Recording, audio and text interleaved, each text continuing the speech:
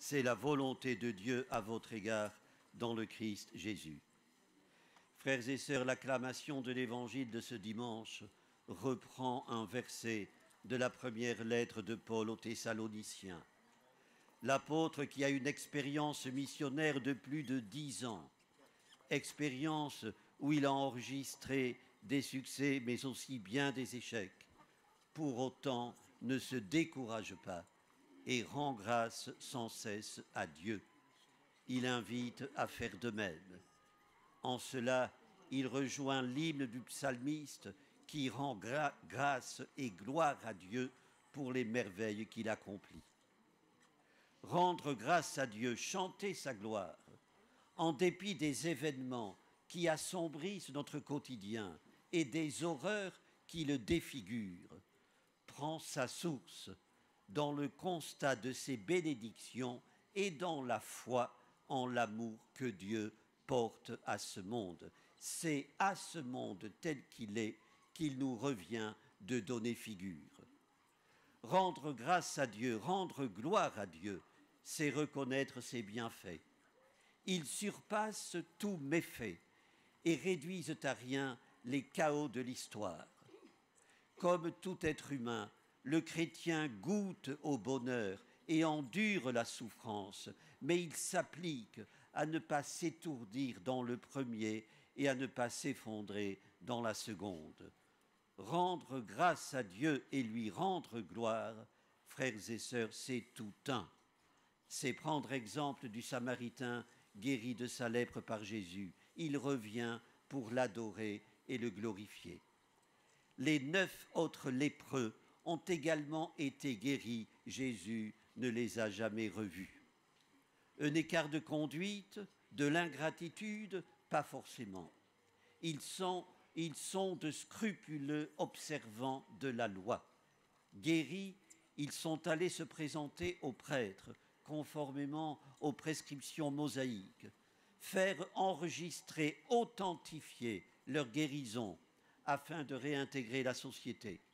Le lépreux samaritain, lui, envahi de reconnaissance envers Jésus, choisit de transgresser la loi et de glorifier Dieu d'abord. À pleine voix, précise saint Luc. Aussi prosterné devant lui, il s'entend dire « Relève-toi, ta foi t'a sauvé ». Frères et sœurs, c'est mot pour mot ce que Jésus avait dit à la pécheresse et à la femme hémorroïs. Une trilogie de marginaux rejetés par les purs se voit offrir le salut de Dieu. Nouvelle preuve que dans le Christ, le salut est offert à tous.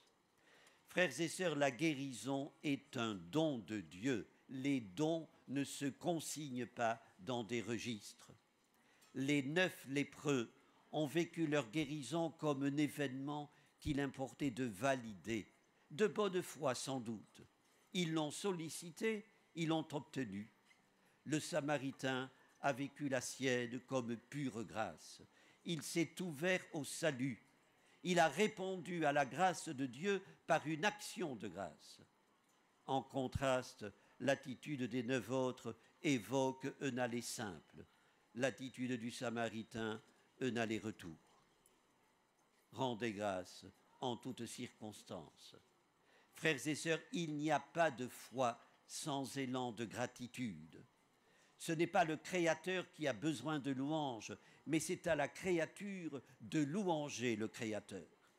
Une préface de la messe l'énonce solennellement « Tu n'as pas besoin de notre louange et pourtant c'est toi qui nous inspire de te rendre grâce. » Comme on est loin de ce Dieu en qui un philosophe, Nietzsche, voyait un oriental avide d'honneur là-haut dans le ciel.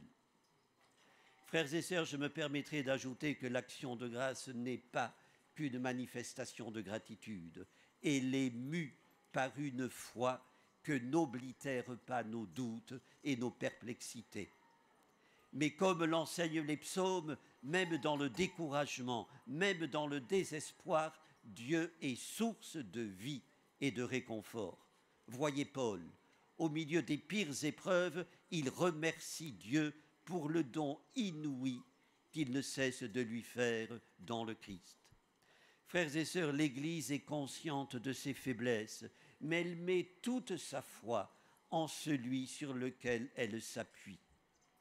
On peut pleurer, supplier, intercéder, se plaindre, disait le pape Benoît XVI, mais que ce soit dans la conscience que nous sommes en train de cheminer vers la lumière, où la louange pourra être définitive.